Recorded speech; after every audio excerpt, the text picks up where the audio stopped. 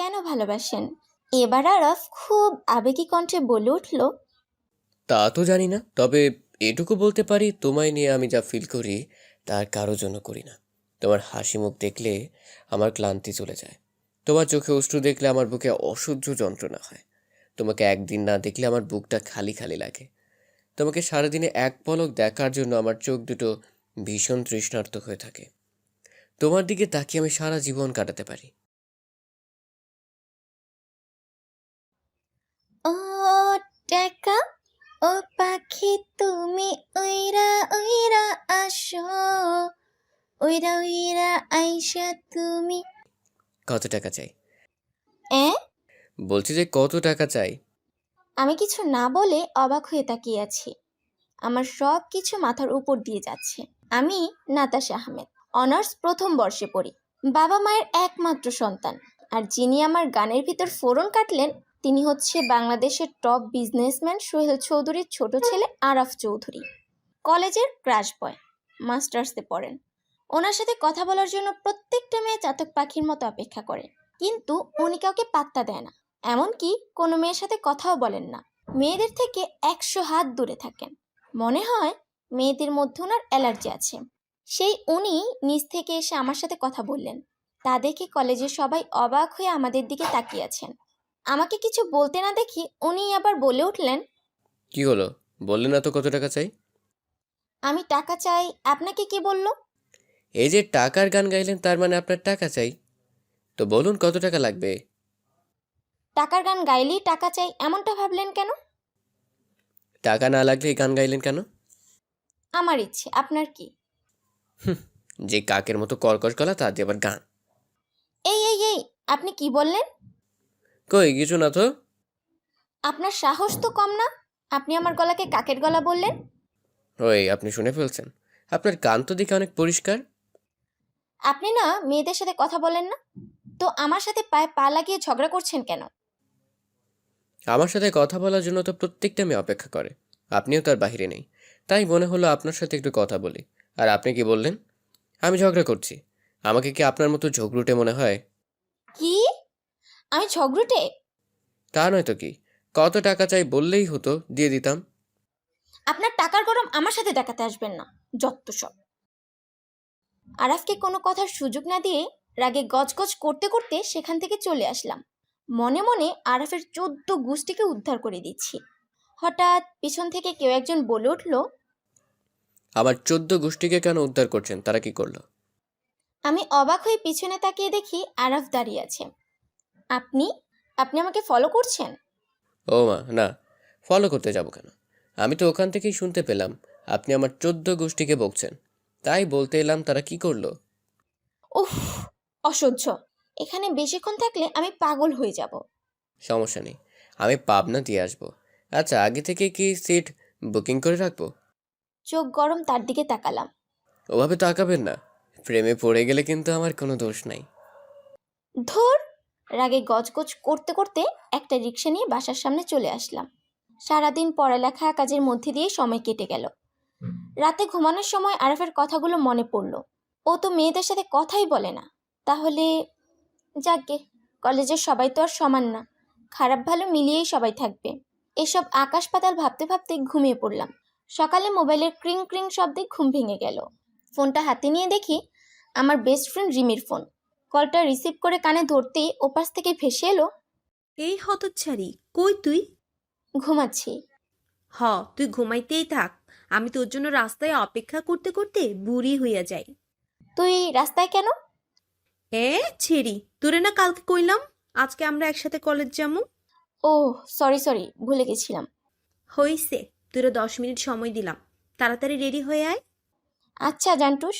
Call কেটে তাড়াতাড়ি fresh হয়ে একটা নীল আর সাদার কম্বিনেশনের 3 পিস পরে নিলাম। চুলগুলো উঁচু করে ঝুঁটি করলাম আর হালকা একটু লিপস্টিক আর চোখে একটু কাজল দিলাম। রেডি হয়ে কলেজ ব্যাগটা নিয়ে আম্মুকে বলে বাসা থেকে বের হয়ে গেলাম। বাসা থেকে বের হয়ে একটু সামনে আগাতেই রিমি কার সাথে যেন ফোনে কথা বলছে। আমাকে দেখেই রাগি চোখে তাকালো। আমি একটু বোকা বোকা হাসি দিয়ে বললাম, দুলা ভাইয়ের সাথে কথা বলছিস বুঝি? হ, আমার তো কাম নাই, সারাদিন তোর দুলাভাইরে নিয়েই নাচমু। আহা, এত রাগ করছিস কেন রে? তোরা 10 মিনিটে আসতে কইছি, তুই আসছস 20 মিনিটে। পাক্কা 10 মিনিট লেট। হইছে ভাই, এবার চল। এত রাগ করতে হবে না। আমার মতো বাচ্চার সাথে রাগ করতে তোর বুক কাঁপে না? তুই বাচ্চা? সিরিয়াসলি? কয়েকদিন পর নিজেই বাচ্চার মা হয়ে যাবি। চুপ কর ভাই, চল এবার। একটা রিক্সা নিয়ে আমি আর রিমি কলেজে চলে এলাম। ক্লাস শেষ করে ক্যাম্পাসে বসে বসে সবার সাথে গল্প করছিলাম। এমন সময় কেউ একজন বলে উঠল। এই যে মিস, বাদাম খাবেন? আমি সামনে তাকিয়ে দেখি আরাফ দাঁড়িয়ে বাদাম খাচ্ছে। কি হলো, বাদাম খাবেন? আপনাকে বলেছি আমি বাদাম খাবো? না, আমিই বললাম। খালি মুখে আড্ডা দিতে কি কারো ভালো লাগে? আসলে কথায় আছে না, উপকারীর ভাত নাই। এত উপকার আবার আমার হজম হয় না, ধন্যবাদ। আপনি না অনেক ঝগড়ুটে। আমার না কাউকে মারতে হাত নিষ্পিস করছে। বাবা, শরীরে হাড্ডি ছাড়া কোনো মাংস নাই, সে আবার মারামারি করবে। আপনাকে তো আমি কিন্তু আপনার সিনিয়র, সম্মান দিয়ে কথা বলতে শিখুন। আপনি আমার সাথে ঝগড়া করতে আসছেন কেন? আমি কি আপনার সাথে প্রথমে খুঁটাখুটি করতে গেছি? আমি ভালো কথা বলতে গিয়েছিলাম, কারোর সাথে খুঁটাখুটি করতে যাইনি। আপনার সাথে কথা বলাই বৃথা। ধুর। আর কিছু না বলে সেখান থেকে চলে আসলাম। কলেজ থেকে বের হতে যাব, ঠিক তখনই কার সাথে যেন ধাক্কা লেগে নিচে পড়ে গেলাম। কোমরে ব্যথা পেয়েছি। মুখ দিয়ে ছোট একটা আর্তনাদ বের হয়ে আসলো। রিমি দৌড়ে এসে আমাকে ধরে আস্তে আস্তে উঠালো। সামনে তাকিয়ে দেখি একটা ছোট ছোট ড্রেস পরা মেয়ে রাগি চোখে আমার দিকে তাকিয়ে আছে। আমি কিছু বলবো তার আগেই হাত উঠিয়ে আমাকে চড় মারতে নেয়। আমি ভয়ে চোখ মুখ খিচে বন্ধ করে ফেললাম। কিছুক্ষণ হওয়ার পরও যখন নিজের গালে কোনো ব্যথা অনুভব করলাম না, তখন পিট পিট করে চোখ খুলে সামনে তাকিয়ে দেখি আরাফ ওই মেয়েটার হাত ধরে আছে। আর মেয়েটা আরাফের দিকে তীক্ষ্ণ চোখে তাকিয়ে আছে। আরাফ একবার আমার দিকে তাকিয়ে ওই মেয়েটাকে বলে উঠল। কলেজ মারামারি করার জায়গা না, ত্রিনা। আরাফ, তুমি দেখলে না এই থার্ড ক্লাস মেয়েটা আমাকে ধাক্কা দিল? ও তো তোমায় ইচ্ছে করে ধাক্কা দেয়নি, ও খেয়াল করেনি তোমাকে। আর তোমার সাথে ধাক্কা লেগেও নিজেই পড়ে গেল, সেটা তুমি দেখলে না? আরাফ, তুমি এই থার্ড ক্লাস মেয়েটার হয়ে কথা বলছো? Like seriously? আর ও পড়ে গেছে তাই না? ও ইচ্ছে করে পড়ে গেছে সবার সিম্পেথি পাওয়ার জন্য। এসব মেয়েদের আমি ভালো করেই চিনি। চুপ করো ত্রিনা। ওর মুখ দেখে তোমার মনে হচ্ছে ও ইচ্ছে করে পড়ে গেছে? নিজে যেমন সবাইকে তেমন ভাববে না, বুঝলে? মানুষকে সম্মান দিতে শেখো। আরাফ, সরো সামনে থেকে। আমি এতক্ষণ নীরব দর্শকের ভূমিকা পালন করছি, আর চোখ দিয়ে অভিরাম অশ্রু ঝরে পড়ছে। আসলে কেউ কখনো এভাবে থার্ড ক্লাস মেয়ে বলেনি তো, তাই ট্রেনার কথাটা আত্মসম্মানে লেগেছে। আরাফ এবার আমার দিকে এগিয়ে এসে একবার মাথা থেকে পা পর্যন্ত পর্যবেক্ষণ করলো। তারপর একটু বিচলিত কণ্ঠে বলল। আরে আপনি তো ডান হাতে চোট পেয়েছেন, রক্ত বের হচ্ছে। আসুন আমার সাথে। আমি ঠিক আছি। কোথায় ঠিক আছেন? আপনি ব্যথা পেয়েছেন আমি জানি। আর সব সময় এত তাড়াহুড়ো করেন কেন? একটু দেখে শুনে চলতে পারেন না? আমাদের কথার মাঝে আরাফের ইশারায় রিমি দৌড়ে গিয়ে ফার্স্ট এড বক্স নিয়ে আসলো। আরাফ কখন যে আমার হাত টেনে নিয়ে পরিষ্কার করে দিচ্ছে আমি খেয়ালই করিনি। স্যাভলনের কারণে যখন ক্ষতস্থানে জ্বালা অনুভব করলাম, তখন ঢুকরে কেঁদে উঠতেই আরাফ ধমকের সুরে বলে উঠল। এই মেয়ে, একদম চুপ। তুমি কি বাচ্চা নাকি? একটু কোথায় কাঁদো কেন? এত সহজ সরল হয়ে যেও না। দুনিয়া এত সহজ সরলের কোনো দাম নেই। আমি কিছু না বলে শুধু ফুফিয়ে ফুফিয়ে কাঁদছি। নাও, হয়ে গেছে। যাওয়ার সময় ফার্মেসি থেকে ব্যথার ওষুধ নিয়ে যাবে, বুঝলে? আমি কিছু বললাম না। রিমি আর আমি একটা রিক্সা নিয়ে কলেজ থেকে বাসার উদ্দেশ্যে রওনা দিলাম। রিক্সায় বসে বসে আমি আরাফের কথাগুলো ভাবছি। যেখানে সবাই বলে আরাফ বড় লোকের ছেলে হয়, অহংকার বেশি, সেখানে ওর আজকের কাজকর্মে তো একটু মনে হলো না ওর মধ্যে অহংকার আছে। এসব আকাশ পাতাল ভাবতে ভাবতে বাসায় চলে এলাম। রিমির আলতো ধাক্কায় আমি ভাবনা থেকে বের হয়ে এলাম। রিক্সা থেকে নামতেই রিমি বলে উঠল। কি রে, কি ভাবছিস? কই কিছু না তো। আরফ ভাইয়ের কথা ভাবছিস নিশ্চয়ই। আরে না, ধুর। বুঝি বুঝি বন্ধু। ঘোড়ার ডিম বোঝো তুমি। আচ্ছা, আরফ ভাইয়া তোকে এত কেয়ার করলো কেন? উনি তো কোনো মেয়ের সাথেই কথা বলতে চান না। তুমিও যেখানে মনু, আমিও সেখানে। আমি জানবো কেমনি সব? তাই তুমি কিছু জানো না? সত্যি কিছু জানি না। বাসার ভিতরে চলে এবার। না রে, আজকে যাব না, বাসায় কাজ আছে একটু, তুই সাবধানে যা। ঠিক আছে, তাহলে ফোন দিস। আচ্ছা। আমি আর কিছু না বলে রিমিকে বিদায় জানিয়ে বাসায় ঢুকে ওয়াশরুমে গিয়ে একটা লম্বা শাওয়ার নিয়ে এসে ঘুমিয়ে পড়লাম। সন্ধ্যায় আম্মুর ডাকে ঘুম ভাঙলো, কিন্তু মাথা ব্যথা আর প্রচন্ড জ্বরে চোখ খুলতে পারছি না। হাত আর কোমরের ব্যথায় জ্বর চলে এসেছে। আম্মু আমাকে ধরে ধরে উঠিয়ে একটু খাবার খাইয়ে দিয়ে ওষুধ খাইয়ে দিয়ে শুইয়ে দিল। আমি কিছুক্ষণ পরই ঘুমের দেশে তলিয়ে গেলাম। সকালে সূর্যের আলো চোখে পড়তেই ঘুম ছুটে গেল। আস্তে আস্তে উঠে বসলাম, কিন্তু এখনো মাথা ভার হয়ে আছে আর শরীরও দুর্বল। তাই আম্মু আজকে কলেজে যেতে নিষেধ করলো। তাই আমি রিমিকে ফোন দিয়ে জানিয়ে দিলাম যে আজ কলেজে যাব না। সারাদিন শুয়ে বসে থেকেই সময় কেটে গেল। রাতে হঠাৎ ফোন বেজে উঠলো। তাকিয়ে দেখি রিমি ফোন দিয়েছে। তাই কল ধরে কানে দিতেই ওপাশ থেকে ভেসে আসলো, কিরে, এখন কেমন আছিস? আলহামদুলিল্লাহ, আগের থেকে ভালো আছি। কালকে কলেজ যাবি না? হ্যাঁ, যাব। জানিস আজকে আরাফ ভাইয়া এসে আমার কাছে তোর খোঁজ করছিল। কি বলিস? হ্যাঁ, আমি বললাম যে তোর শরীর ভালো না, তুই আজকে আসবি না। তখন মুখটা কালো করে চলে গেল। ব্যাপার কি রে? আরে, এখানে ব্যাপারের কি আছে ভাই? উনি আমার অবস্থা দেখেছিলেন, তাই হয়তো মানবিকতার খাতিরে আমার খোঁজ করেছেন। কি জানি, আমার তো ডাল মে কুছ কালা লাগতা হে। চুপ থাক ভাই, তুই লেখাপড়া শেষ করে গোয়েন্দা হইস, সব জায়গায় সন্দেহ করস। সন্দেহ সন্দেহ গন্ধ পেলে আমি কি করবো? চুপ থাকতে কইছি না তোরে? আচ্ছা বাবা, চুপ করলাম, রাগিস না। হুম। কি করিস? শুয়ে আছি। তুই? আমিও। এভাবে আরো কিছুক্ষণ কথা বলে ফোন কেটে দিয়ে একটু ফেসবুকে ঢুকলাম। ফেসবুকে স্ক্রল করছিলাম, হঠাৎ একটা অপরিচিত নাম্বার থেকে মেসেজ এলো। মেসেজটা ওপেন করতেই আমি অবাক হয়ে গেলাম, কারণ মেসেজটা ছিল, তুমি কি পারবে আমাকে একটা বৃষ্টি ভেজা কদম ফুল এনে দিতে ওই সুন্দর গাছটার থেকে? ভেজা কদমের পাপড়িগুলো ছুঁড়ে দেবে তোমার ভালোবাসা আমার মনে প্রাণে। তোমাকে অনুভব করব অন্তরের গহীনে। আমার সমস্ত সত্তা দিয়ে তোমাকে আহ্বান করব আমার দিকে, হৃদয়ের অন্তরালে। যখন আকাশ ভেঙে বৃষ্টি নামবে, আমি গিয়ে দাঁড়াবো ওই কদম গাছের নিচে। তুমি ছড়িয়ে পড়বে আমার উপর বৃষ্টির ফোঁটা হয়ে, ভেজা কদমের পাপড়ি হয়ে। আমাকে কানে কানে বলবে, ভালোবাসি, তোমায় ভালোবাসি। হঠাৎ এমন একটা কবিতা দেখে কিছুক্ষণ অবাক হয়ে তাকিয়ে রইলাম। তারপরে সেই নাম্বারটায় কল দিলাম, কিন্তু নাম্বার বন্ধ। আমি চিন্তায় পড়ে গেলাম, এটা কে হতে পারে আর এমন কবিতা কেই পাঠাতে পারে। আবার ভাবলাম হয়তো ভুল করে আমার নাম্বারে মেসেজটা চলে এসেছে। কিন্তু কবিতাটা অনেক সুন্দর ছিল। যে এত সুন্দর কবিতা লিখতে পারে সে মনের দিক থেকেও মনে হয় অনেক সুন্দর হবে। এসব আকাশ পাতাল ভাবতে ভাবতে ঘুমিয়ে পড়লাম। কালকে সকালে আবার কলেজে যেতে হবে। সকালে আম্মুর ডাকে ঘুম ভাঙলো। ঘুম থেকে উঠে ফ্রেশ হয়ে রেডি হয়ে নিলাম। তারপর নাস্তা করে আম্মুকে বলে কলেজের উদ্দেশ্যে বের হলাম। আমি রিক্সা থেকে নেমে কলেজে ঢুকতেই চমকে উঠলাম, কারণ কলেজ গেটের সামনে ফুল আর রং দিয়ে খুব সুন্দর করে লেখা, হ্যাপি বার্থডে টু ইউ আমার নাতাশা রানী। আমি সাথে সাথে ফোন বের করে আজকের তারিখ দেখলাম, আর তখনই মনে পড়লো আজকে আমার জন্মদিন। কিন্তু রিমি ছাড়া তো কলেজের কেউ আমার জন্মদিনের কথা জানে না। তাহলে আর রিমিও এসব করবে না।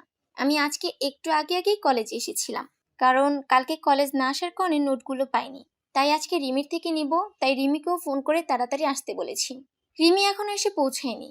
কলেজেও 4 বা 5 জন ছাড়া তেমন কাউকে দেখছি না। তাহলে আমাকে এই সারপ্রাইজ কে দিল? আমার মাথা কাজ করছে না। আমার ভাবনার মাঝেই আমাকে পিছন থেকে কে যেন ধাক্কা দিল। আমি ঘাড় ঘুরে পিছন ফিরে দেখি রিমি দাঁড়িয়ে আছে। আমাকে এভাবে দাঁড়িয়ে থাকতে দেখে বলে উঠলো, কি রে, এভাবে এখানে দাঁড়িয়ে আছিস কেন? আমি চোখ দিয়ে ইশারা করে সামনে তাকাতে বললাম। রিমি সামনে তাকিয়ে অবাক হয়ে আমাকে বলল, ওয়াও, এত সুন্দর করে তোকে উইশ কে করলো রে? ব্যাপার কি দোস্ত, বল না। আমি নিজেই জানি না, তোকে কি বলবো। তুই জানিস না সেটা আমাকে বিশ্বাস করতে হবে? আচ্ছা, তুই না বলেছিলি আমি ছাড়া কলেজের কেউ তোর বার্থডে জানে না? তাহলে? আরে আমিও তো তাই ভাবছি, কে হতে পারে, মাথা কাজ করছে না। আচ্ছা, আরফ ভাইয়া নয় তো? আরে না, উনি এত বড় লোক, উনি আমার মতো মেয়ের জন্মদিন কিভাবে জানবেন? আর ওনার এসব বিষয়ে মাথা গলানোর সময় আছে নাকি? কি জানি বাবা, আমার তো কেমন যেন লাগছে। চুপ থাক ভাই, এখানে সন্দেহ প্রকাশ করিস না দয়া করে। আচ্ছা, দয়া করলাম। আচ্ছা, ভালো কথা, তুই তো আমাকে উইশ করলি না। হতচ্ছাড়ি, ফেসবুকে ঢুকে দেখ, রাত 12টার আগেই তো তুমি ঘুমাই গেছিলা। হ্যাঁ। হি হি। হাসবি না একদম। আচ্ছা আমার জানটুস, তুমি রাগ কইরো না। হ্যাঁ।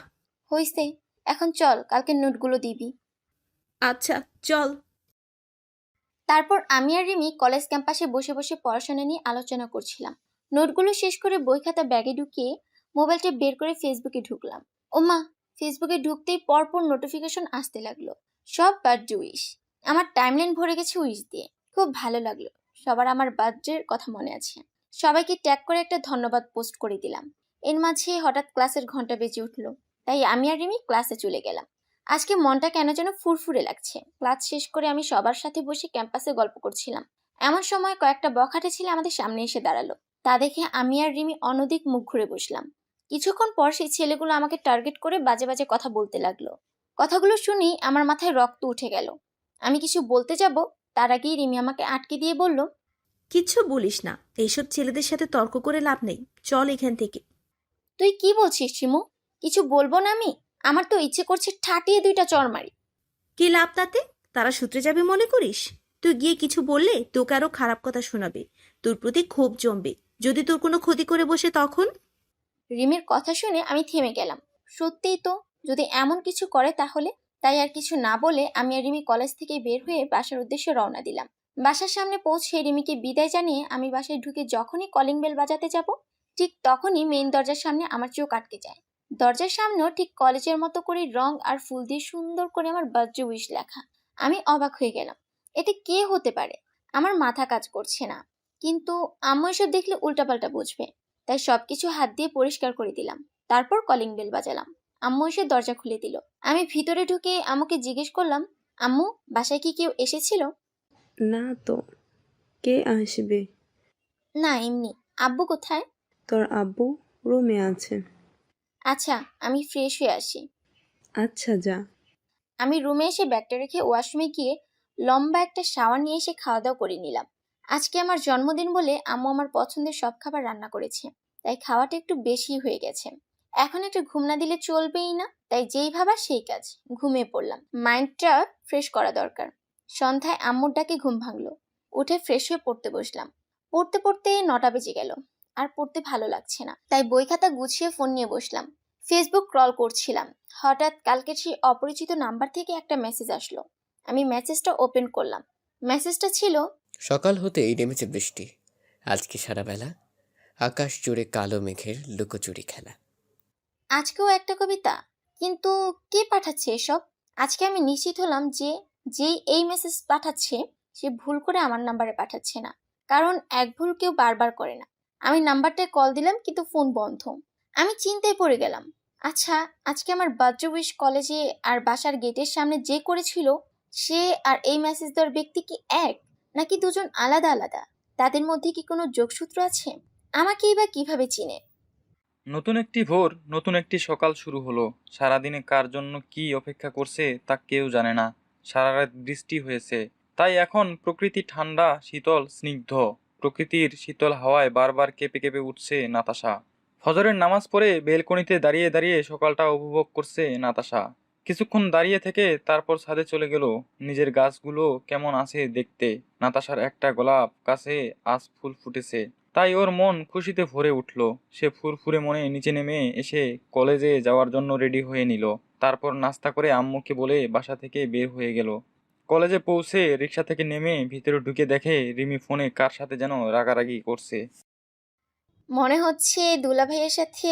হিহি, যাই দেখি গিয়ে। কিরে, কার সাথে কথা বলছিস? আর কার সাথে কুমু? দুলা ভাইয়ের সাথে নিশ্চয়ই। হুম। কি হয়েছে? এত রাগ করিস কেন? আরে মাঝে মাঝে হুদাই ঝগড়া করতে ভাল লাগে। কি? তুই দুলা ভাইয়ের এমনি প্যারা দিস জিমু? শুন, যে প্যারা সহ্য করে দিন শেষে ফিরে আসবে তাকে বিয়ে করা উচিত। আর যে প্যারা সহ্য করতে পারবে না তাকে বিয়ে করলে জীবনটা পানসি হয়ে যাবে। তুই কি বললি এসব? সব আমার মাথার উপর দিয়ে গেল। হইছে, তুমি বুঝবাও না মনু, তুমি তো একটা নিরামিষ। হ, নিরামিষই ভালো। প্যারাহীন জীবন। এই রোজ রোজ কথা বলা, দেখা করা, ঘুরতে যাওয়া, এসব আমার দ্বারা হবে না। দেখুম নে, কোনোদিন যদি কাউকে ভালোবাসিস আর প্রেম করিস, তাহলে আমার থেকে খারাপ আর কেউ হবে না, বলে দিলাম। ধুর, এসব প্রেম আমার ভাল লাগে না। আর আমি এত আলগা পিরিত পারিও না, তাই কেউ প্রেম করতেও আসবে না। যাদের প্রেম করতে ভাল লাগে না তারাই কিন্তু একসময় কাউকে গভীরভাবে ভালোবেসে ফেলে। তুই কি বলতে চাস? কিছুই না, তোর মতো গবেটের মাথায় এইসব ঢুকবে না। রিমু, কিসে? তোরে কিন্তু আমি আমাদের খুনসুটির মাঝে ক্লাসের ঘন্টা বেজে গেল। তাই আমি আর রিমি কলেজে চলে গেলাম। ক্লাস শেষ করে ক্যাম্পাসে বসে গল্প করছিলাম। এমন সময় হঠাৎ কালকের সেই বখাটে ছেলেগুলো এসে আমার পায়ের উপর ঝাঁপিয়ে পড়লো।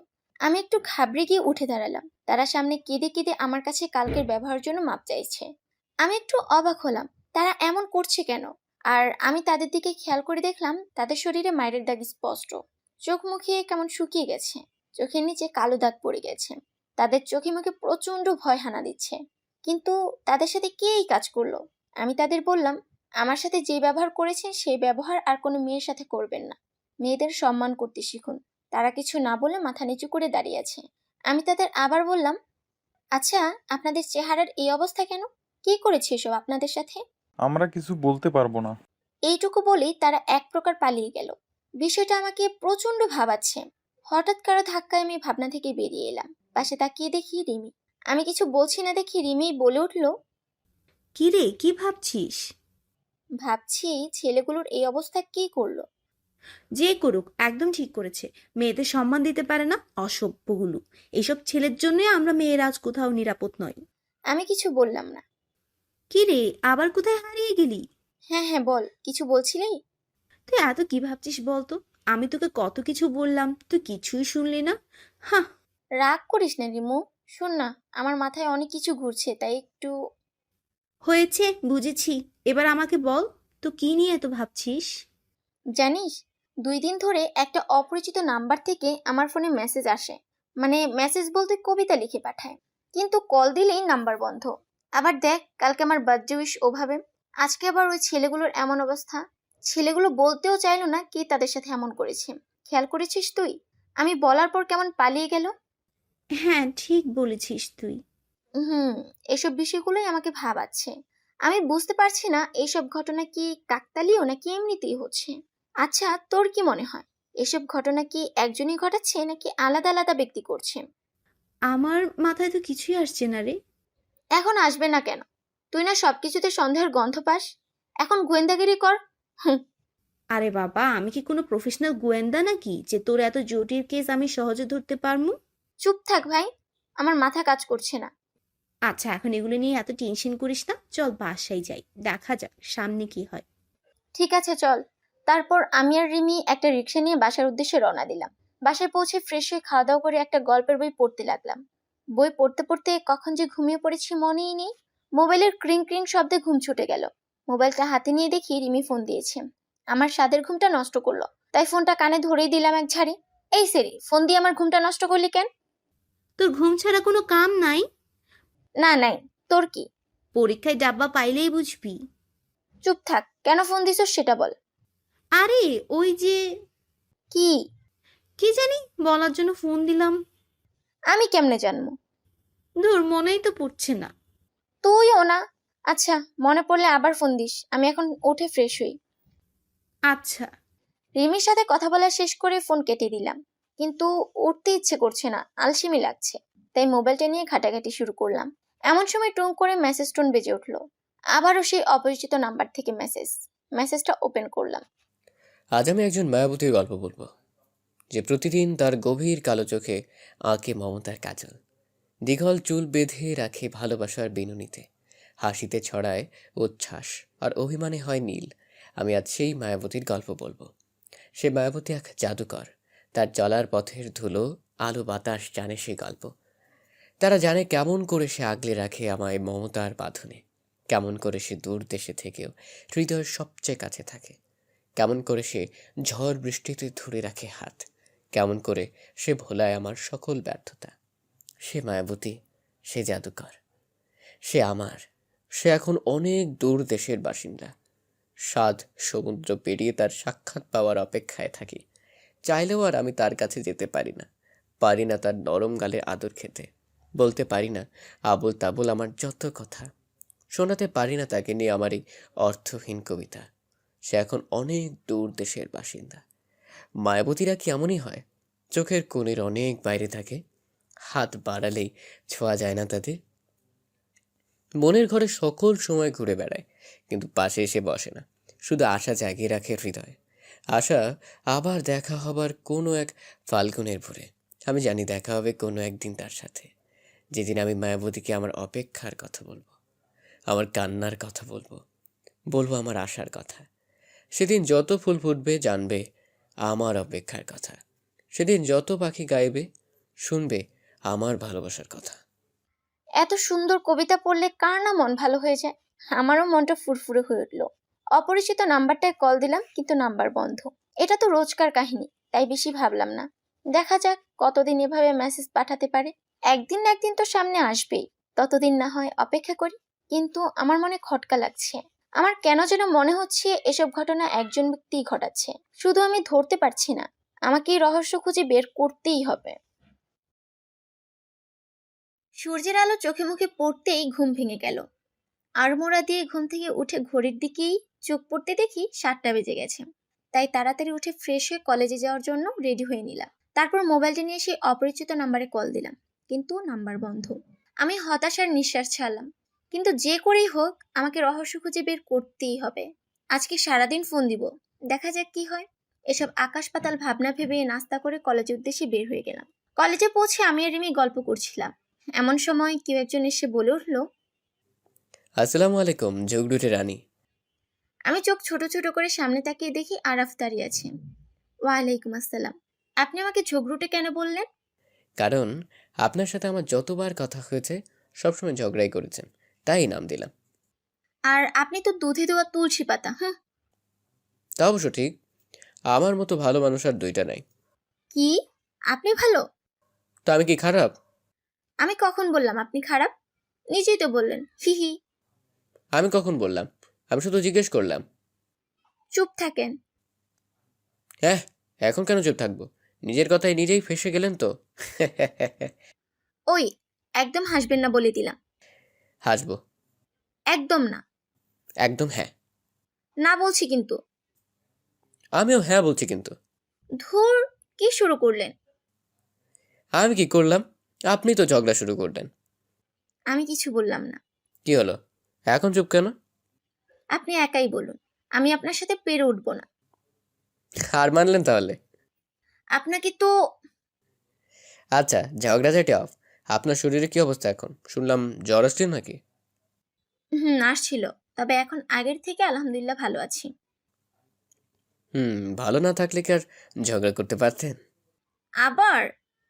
আচ্ছা বাবা, সরি সরি। আচ্ছা, একটা কথা জিজ্ঞেস করি। কারণ আপনি তো কোনো মেয়ের সাথে কথা বলতে চান না, তাহলে আমার সাথে বলেন কেন?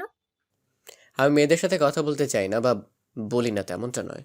যেসব মেয়েদের গায়ে পড়া স্বভাব আমি সেই সব মেয়েদের একদম পছন্দ করি না। আর কলেজের প্রায় মেয়ে আমার সাথে কথা বলার জন্য ওৎ পেতে থাকে। এমন একটা ভাব মনে হয় আমার সাথে কথা বললে তাদের জীবন ধন্য। আবার প্রায় মেয়ের গায়ে পড়া স্বভাব, এই জন্য আমি মেয়েদের থেকে দূরে থাকি। আর আমি অনেক দিন লক্ষ্য করেছি একমাত্র আপনি আমাকে নিয়ে কখনো সেভাবে ভাবেননি। আমি সিনিয়র সেভাবেই দেখেছেন, কোনো ক্রাশ ট্রাশ এসব বলেনি। আপনার এই জিনিসগুলো আমার ভালো লেগেছে, তাই আপনার সাথে কথা বলি, বুঝলেন? কথা বলার মাঝেই আরাফকে কে যেন ডাক দিল। আরাফ সেখানে চলে গেল। আমি এখনো সেখানে দাঁড়িয়ে আছি। আরাফের কথাগুলো মনে পড়ছে। ও বড়লোক হলেও ওর মধ্যে কোনো অহংকার নেই। ইস, সবাই যদি এতটা ভালো হতো। হঠাৎ কারো আলতো ধাক্কায় আমি ভাবনা থেকে বেরিয়ে এলাম। পাশ ফিরে দেখি রিমি আমার দিকে তাকিয়ে মিটমিট করে হাসছে। আমি চোখ ছোট ছোট করে ওর দিকে তাকিয়ে বললাম, কি হয়েছে? এভাবে হাসছিস কেন? কুছ হোতা হে বন্ধু। কুছ নাহি হোতা। তুমি বললেই হলো নাকি? তোমার চেহারা যে অন্য কথা বলছে বন্ধু। আমি কেমন যেন প্রেম প্রেম গন্ধ পাচ্ছি। তোর নাকের সমস্যা, ডাক্তার দেখা। হুম। হ্যাঁ, এখন তো এইসবই বলবি, ধরে ফেলেছি না? তুই তোর আজাইরা পেঁচাল নিয়ে থাক, আমি গেলাম, টাটা। আরে একা যাস কেন? আমিও যাবো তো, চল। আমি আর রিমি একটা রিক্সা নিয়ে বাসার উদ্দেশ্যে বের হলাম। সারাদিন ব্যস্ততার মধ্যে দিয়েই কেটে গেল। রাতে ঘুমাতে যাওয়ার সময় আরাফের কথাগুলো মনে পড়লো। আমার মধ্যে কেমন যেন একটা মুগ্ধতা কাজ করছে। কখন যে ওকে নিয়ে ভাবনায় বিভোর হয়ে গেছি বুঝতেই পারিনি। হঠাৎ মোবাইলের মেসেজ টোনের আওয়াজে ভাবনার ছেদ পড়ল। সেই অপরিচিত নাম্বার থেকে মেসেজ। হয়তো আজও কোনো মিষ্টি কবিতা পাঠিয়েছে। তাই আর দেরি না করে মেসেজটা ওপেন করলাম। আমার একটা মানুষ প্রয়োজন, প্রবল জ্বর, এ যেমন প্যারাসিটামল প্রয়োজন হয়, অথবা শরতের আকাশের দিকে একটিবার তাকানোর জন্য যে সময়ের প্রয়োজন হয়, শহরের রাস্তায় কাঠ ফাটার রোদে যেমন একটা ছায়া প্রয়োজন হয়, ঠিক তেমন তৃষ্ণার্ত মানুষের এক গ্লাস পানির দরকার হয় যেমন, বছরের প্রথম বৃষ্টি গায়ে মাখার বা পূর্ণিমার রাতে একটিবার চাঁদ দেখার যে প্রয়োজনটা তার থেকে কম কিছু নয়। আমার একটা বন্ধু প্রয়োজন, স্বস্তির নিজস্ব ব্যক্তিগত স্থান প্রয়োজন, ভরসা করার মতো কাঁধ, আর মহামূল্যবান ভালোবাসা নামক অনুভূতি গচ্ছিত রাখার জন্য একটা মন প্রয়োজন। আমার একটা মানুষ প্রয়োজন। খুব সুন্দর একটা কবিতা। কবিতাটা পড়েই কেন যেন চোখের সামনে আরাফের চেহারাটা ভেসে উঠল। তাহলে কি আমি আরাফকে মিস করছি? কিন্তু কেন? আর সর্বপ্রথম আরাফের চেহারাটাই আমার মনে পড়লো কেন? কেমন যেন একটা অদ্ভুত অনুভূতি হচ্ছে। এই অনুভূতির কি কোনো নাম আছে? এসব আকাশ পাতাল ভাবছিলাম, হঠাৎ আবার একটা মেসেজ টোনের আওয়াজে ভাবনা থেকে বেরিয়ে এলাম। সেই অপরিচিত নাম্বার থেকে আবার একটা মেসেজ। আমি অবাক হলাম। প্রতিদিন তো একটা কবিতা পাঠিয়ে ফোন অফ করে দেয়, তাহলে আজকে দুটো কেন? আমি তাড়াতাড়ি মেসেজটা ওপেন করলাম। মেসেজে লেখা, আমাকে খুঁজে লাভ নেই ম্যাডাম, প্রতিদিন এত খুঁজেন কেন? যখন সময় হবে তখন ঠিক আপনার সামনে ধরা দিব। আপনি হয়তো ভেবেছেন আমি ভুল করে আপনাকে মেসেজ পাঠিয়েছি। না, আমি জেনে বুঝি আপনাকে মেসেজ দিই। এটা এখন আমার অভ্যাসে পরিণত হয়ে গেছে। আপনাকে মেসেজ না দিলে যেন আমার ভালোই লাগে না। আরও বেশি ভালো লাগে এই যে মেসেজ পাওয়ার পর আপনার চিন্তা ভাবনা জুড়ে শুধু আমি থাকি। তবে এটুকু বলতে পারি, আমাকে দেখার পর আপনি নিশ্চিত চমকে উঠবেন। সেদিন আপনার চেহারার রিয়াকশন দেখার জন্য আমি অনেক এক্সাইটেড। এই যে আমাকে দেখার জন্য আপনি উদ্গ্রীব হয়ে আছেন, এই জিনিসটা আমার বড্ড বেশি ভালো লাগে। আমার জন্য আপনি অপেক্ষা করে আছেন, আমাকে খুঁজে বেড়াচ্ছেন। I like it. তবে একটা কথা কি জানেন, আপনাকে না আমি বড্ড ভালোবেসে ফেলেছি।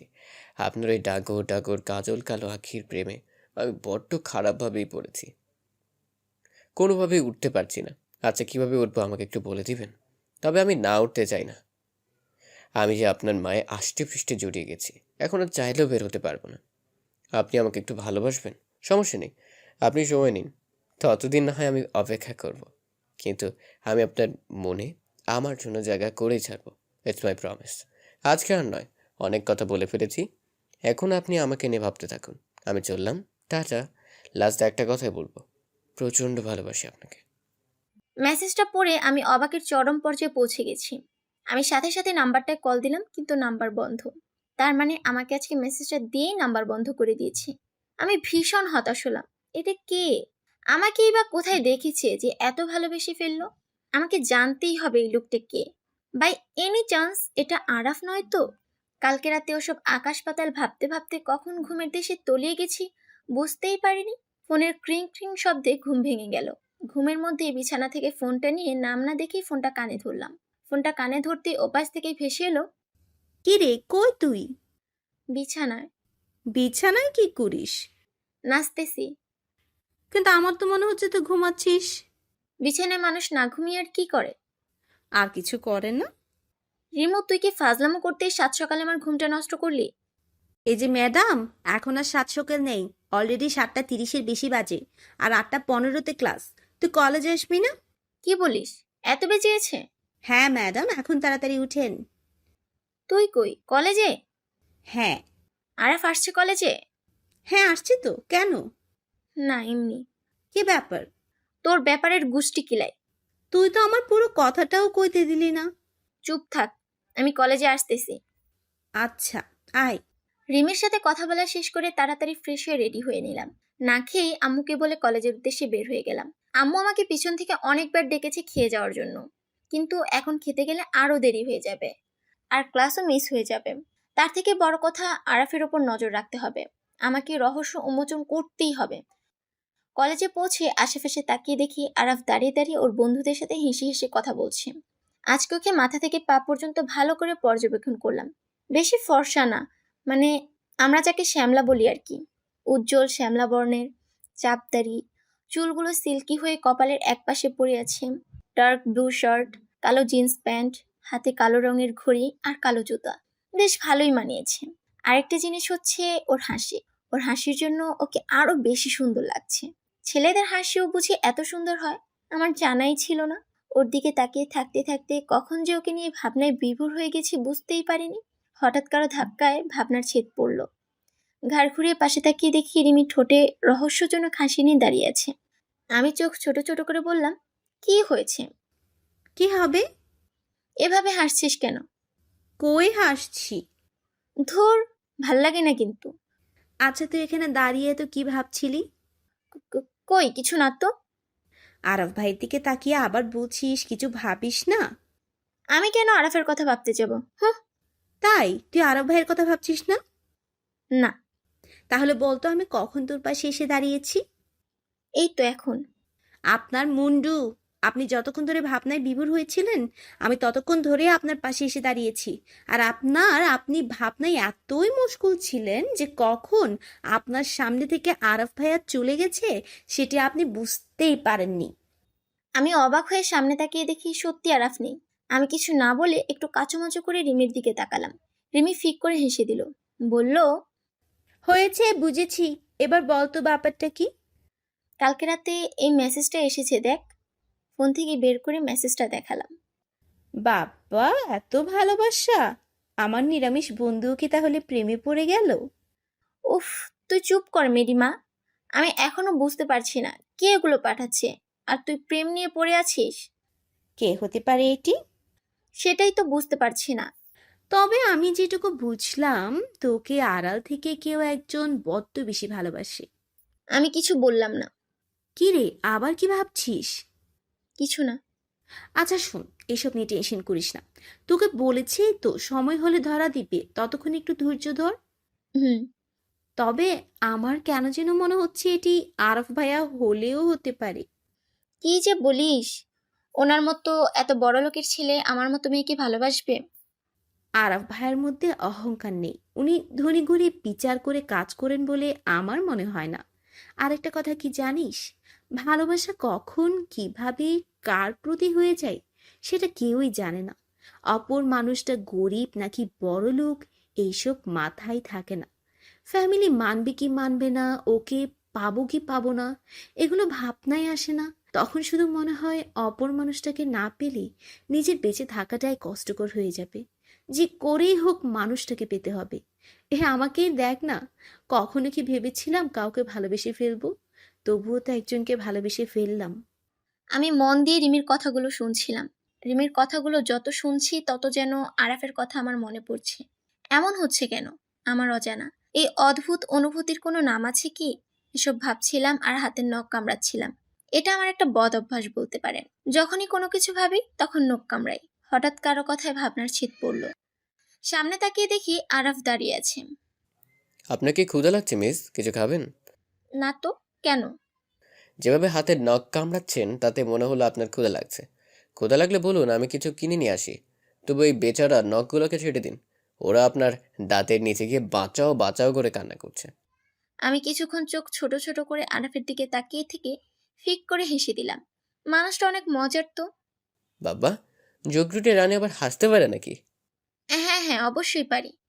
তাহলে সারাক্ষণ ঝগড়া করেন কেন? আপনি ঝগড়া শুরু করেন তাই আমি করি।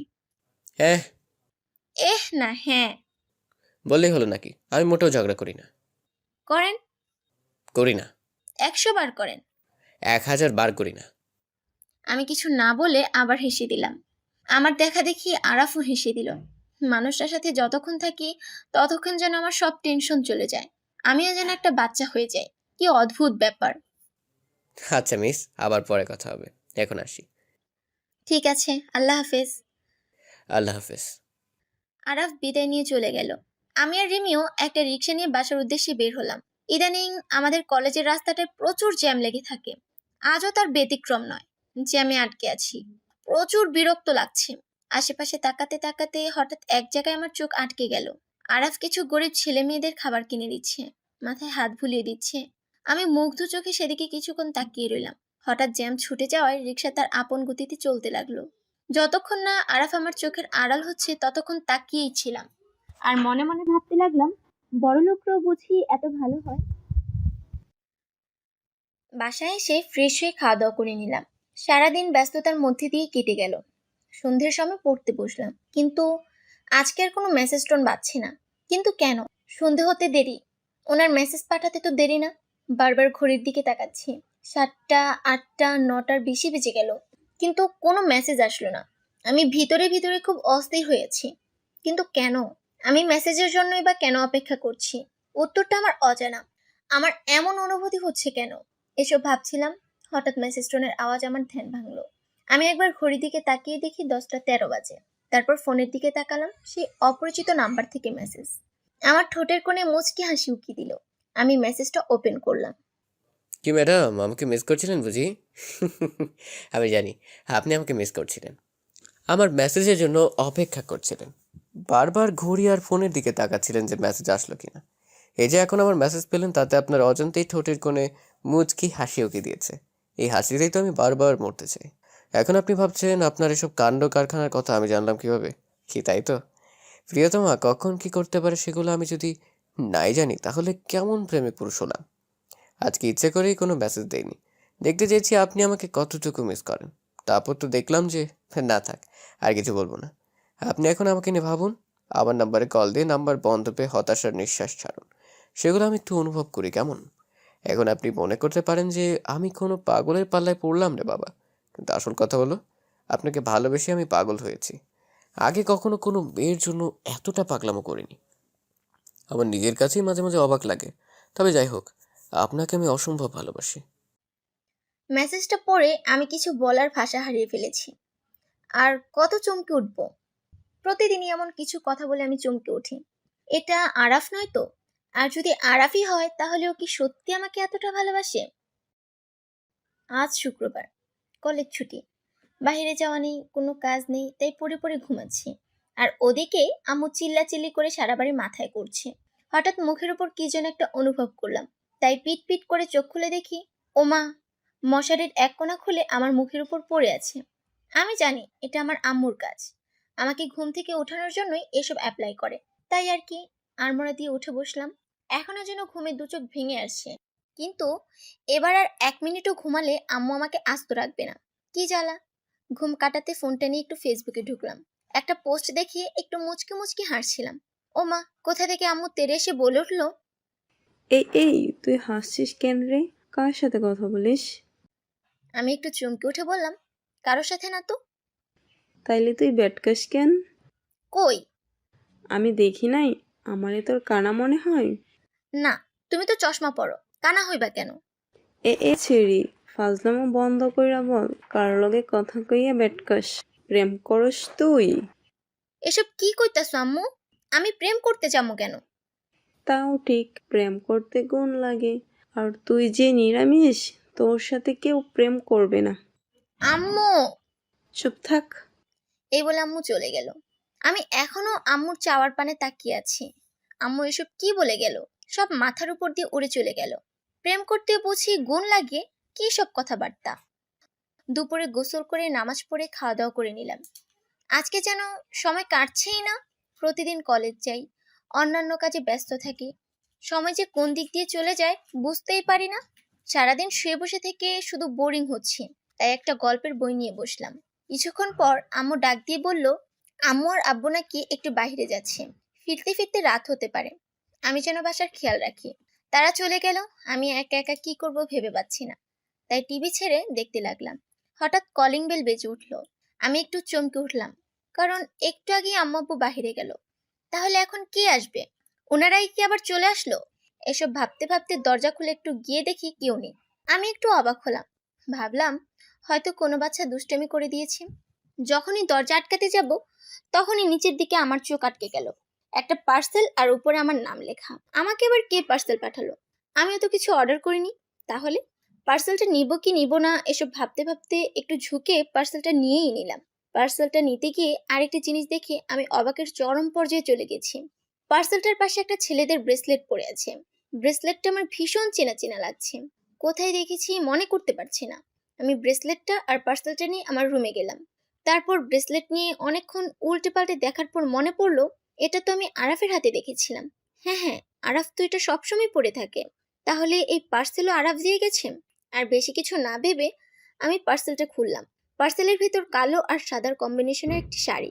শাড়ির উপরে আবার স্টোনের কাজ করা। সত্যি শাড়িটা অনেক সুন্দর। সাদা আর কালো, 2 মুঠ কাচের চুড়ি, 4টা স্টোনের মোটা বালা, একজোড়া ঝুমকো, একটা পায়েল, একটা মেহেদি, বেলি ফুলের মালা চুলে পরার জন্য, একটা লাল গোলাপ, 2টে কিটক্যাট চকলেট আর একটা ছোট চিরকুট। আমি কিছুক্ষণ অবাক হয়ে পার্সেলটার দিকে তাকিয়ে থেকে চিরকুটটা খুললাম। তাতে লেখা, সভ্যতার অন্তে সভ্যতার আদিতে তুমি এসেছো লেখকের কলমে, শিল্পীর তুলিতে জীবনের ক্যানভাসের আঁকা বাঁকা টানে। প্রিয়তম আমার, তোমাকে চাই প্রতিটি জন্মে, প্রতিটি ক্ষণে। পৃথিবীর আনন্দে, জীবনের ছন্দে তোমাকে দেখেছি, কথাহীন ভাষায়, দৃষ্টির গভীরে, হাতে হাত ধরে হেঁটে চলা সুদূরে প্রেয়সী আমার। তোমাকে চাই প্রতিটি মুহূর্তে, অন্তরে অন্তরে। বসন্তের শাড়িতে, বসন্তের রঙে তোমাকে পেয়েছি, খোপায় বাঁধা কাঠবেড়ির ঢঙে, চুরির শব্দে, মেহেদি রাঙা হাতে। সুন্দরী তমা, আমার তোমাকে চাই, আমার কবিতার খাতাতে। কবিতাটা পড়েই আরাফের চেহারা আমার চোখের সামনে ভেসে উঠল। চিরকুটটা আর শাড়িটা কিছুক্ষণ বুকে জড়িয়ে ধরে বসে রইলাম। আরাফকে কেন জানি না ভীষণ মিস করছি। তাহলে কি আমিও আরাফকে ভালোবাসতে শুরু করেছি? এই পার্সেল আর রোজ রোজ এই মেসেজ যে আরাফই পাঠায়, সেটা একটু হলেও এখন আমার কাছে পরিষ্কার। কিন্তু আরো ভালো করে নিশ্চিত হতে হবে। আরাফকে হাতে নাতে ধরতে হবে। ওকে বুঝতে দিব না যে ওর চালাকে আমি ধরে ফেলেছি। কিন্তু আরাফ যদি সত্যি আমাকে ভালোবাসে, তাহলে ওর ফ্যামিলি কি আমাকে মানবে? যতই হোক, ওরা তো অনেক বড় লোক। ওর ফ্যামিলিও নিশ্চয়ই চায় তাদের মতোই কোনো বড় লোক ঘরের মেয়ের সাথে আরাফের বিয়ে দিতে। এসব ভেবে একটু মনটা খারাপ হয়ে গেল। হঠাৎ ফোনটা ক্রিং ক্রিং করে বেজে উঠল। আমি ফোনের দিকে তাকিয়ে দেখি রিমি ফোন দিয়েছে। আমি মুচকি হেসে ফোনটা কানে ধরতে ওপাশ থেকে ভেসে আসলো, আসসালামু আলাইকুম। ওয়ালাইকুম আসসালাম। কেমন আছেন? জি আলহামদুলিল্লাহ। আপনি? জি, আমিও আলহামদুলিল্লাহ। কি করছেন? বোন থাম থাম, তোর মুখে এত ভালোভাবে কথা আমার হজম হইতেছে না। দেখলাম এভাবে কথা বললে তোর রিয়াকশন কি হয়। হ্যাঁ, ঢং। কি করিস? আরাফকে মিস করি। কি বললি? আরে ভাই আস্তে, এত জোরে চিল্লাস কেন? আমার কান তো ফেটে যাবে। না ভাই, তুই কি কইলি? এটা আমার বিশ্বাস হইতেছে না। আরাফ ভাইয়াকে ভালো টালো বেশি ফেললি নাকি? উম মনে হয়। ওই ছেড়ি, মনে হয় কি ঠিক করে বল। আচ্ছা শোন তাইলে। হুম, বল। হতপর বিকেলের সব ঘটনা সম্পূর্ণ খুলে বললাম রিমিকে। উফ, কি রোমান্টিক ব্যাপার স্যাপার। কি এর মধ্যে কি? পান্তা ভাতে ঘি। এ কথা বললি কেন? আমি এখনো পুরোপুরি নিশ্চিত না এটা আরাফি কিনা। তুমি আমারে বলদ বুঝাও শোনা। তুমি ব্রেসলেট পাইছো, নিজেও সন্দেহ করছো। চুপ থাক, কয়েকদিন আগে আরাফের উপর নজর রাখবো, তারপর হাতে নাতে ধরবো। আচ্ছা ঠিক আছে দোস্ত, আমি আছি তোর সাথে। আল্লাবু। I love you too. এভাবে আরো কিছুক্ষণ কথা বলা শেষ করে ফোন রেখে দিলাম। মাগরিব আজান দিয়ে দিয়েছে, তাই নামাজ পড়তে বসলাম। 8:30টার দিকে মেসেজ টোন বেজে উঠলো। এমন সময় কে মেসেজ পাঠাতে পারে আপনাদের অজানা নয়। মোবাইলটা নিয়ে মেসেজ ওপেন করলাম। আমি মুগ্ধ হয়ে আরো একটা কবিতা পড়লাম। কবিতার প্রতিটা লাইন আমাকে আরাফের কথা মনে করিয়ে দিচ্ছে। আমি ফোনের দিকে তাকিয়ে থাকতে থাকতে আবার একটা মেসেজ। আমি দেরি না করে মেসেজটা ওপেন করলাম। আসসালামু আলাইকুম মিস, কেমন আছেন? আজকে বিকেলে একটা পার্সেল পেয়েছিলেন না? সেটা কিন্তু আমি পাঠিয়েছি, খুলে দেখেছেন নিশ্চয়ই। কেমন লাগলো জিনিসগুলো? আমি জানি শাড়িটা আপনার অনেক পছন্দ হয়েছে। শাড়িটা পেয়ে তো আপনি একদম বুকে জড়িয়ে ধরে বসেছিলেন, তাই না? কি ভাবছেন তো আমি এটা কীভাবে জানলাম? আমি যে আপনার মনে নিজের জন্য জায়গা করতে একটু একটু করে সক্ষম হচ্ছি, তা আমি ভালো করেই বুঝতে পারছি। আমার মনে হয় আমি নিজের বেশ কিছুটা জায়গা আপনার মনে তৈরি করেও ফেলেছি। কি ঠিক বললাম তো? এখন এত লজ্জা পাবেন না। আমি আমার দেওয়া শাড়ি অলংকারে সজ্জিত আমার প্রিয়তমার লজ্জারাঙা মুখ আমি নিজের চোখে দেখতে চাই। আমি আমার প্রিয়তমার লজ্জারাঙা লাজুক হাসিতে বারবার ঘায়েল হতে চাই। আপনি কি আমার দেওয়া শাড়িতে নিজেকে জড়াবেন?